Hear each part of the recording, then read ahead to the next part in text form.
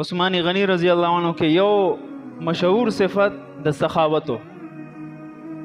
یو حدیث کې راځي حضرت عبدالرحمن ابن خباب فرمائی شهدت النبی علیہ السلام، زه د نبی علیہ السلام خدمت اقدس کې حاضر شم، وهو يحث على جيش العسرة.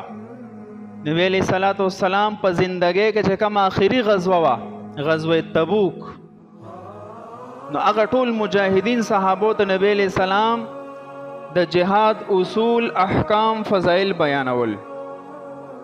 صفونه جهاد په څنګه کیږي، څوک په مخ کې جنگيږي څوک په وروستو جنگيږي، څه ترتیب وي.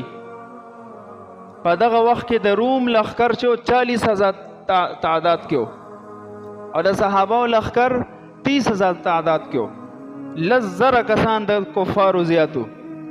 بل د کفارو سره د هر یو سپاهی سره تورا ډال نیزه اس یعنی د سامان آلات جنگ وغیرہ هر چیز هغې سره موجود و، هر سپاهی سره. خو بل طرف ته د صحابه کرامو کم حالو، د قحط زمانه وه، سخته ګرمي وه او زادراه نو، د خوراک سکاک سیزونه هم کم و، هر صحابي سره توره ډال یا اس ورسره نو، ځکه ورته جیش العسرت وایي، د تنګۍ والا لښکر هېڅ ورسره نشته. نبی علیه السلام دغه جیش العسرت د غزوه تبوک په موقع چې کوم مجاهدینو هغوی ته ترغیب ورکوي. عبدالرحمن ابن خباب فرمایي چې زه رالم نبی علیه السلام مصروف ته صحابو ته ترغیب ورکوي، نو بیا صحابو ته د مالی امداد مطالبه وکړه چې چا سره په کور کې سم وي حاضر کې مجاهدینو دپاره. نو په دې کې عبدالرحمن بن عوف رضی الله عنه کور ته لاړو او 40,000 دراهم یې پیش کړل. یو درهم د چاندۍ وي، دا ډېر لوی قیمت لري. مونږ به فرض کو چې یو درهم یو توله چاندي وي، 40,000 توله چاندي دې نه څومره لوی ریټ جوړېږي، لوی قیمت ته جوړېږي. 40,000 دراهم یې پیش کړل. عثمان غنی رضی الله عنه نمبر رالو، هغې ویل او مجلس کې ودرېدل، یا رسول الله علی 100 بعیر باحلاسها واقطابها فی سبیل الله. د الله رسول زما په ذمه باندې 100 اوښان سره د ساز او سامان د الله په لاره کې وقف دي. 100 اوښان د یو اوښ ریټ اندازه ولګوه، بیا 100 له پکې ضرب ورکا، سره د جنگ د سامان توره ډال نیزه وغیرہ دا به م ورسره وي. یو مکمل فوجي به زه تیاروم وی، 100 فوجیان زما له طرف نه.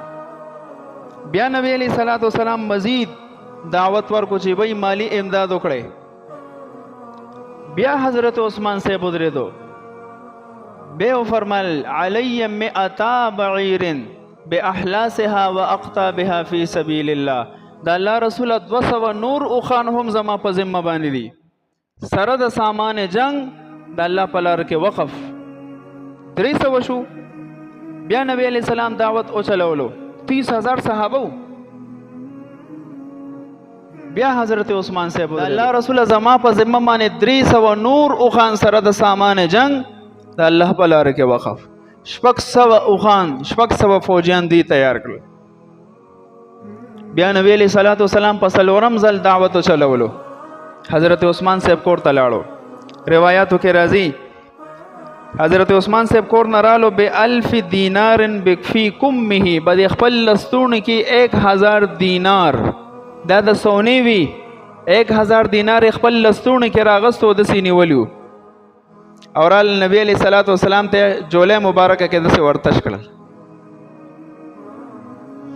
په دغه وخت کې نبی علیه السلام یو جمله وفرمایله دې دپاره، ما ضر عثمان ما عمل بعد اليوم. نن نفس عثمان غنی رضی الله عنه څه عملم کوي، دته به هېڅ قسم ضرر نه ورکوي، نه په دنیا کې نه په آخرت کې. 2 پیره دا جمله وفرمایله. دونه د لوی شان والا صحابي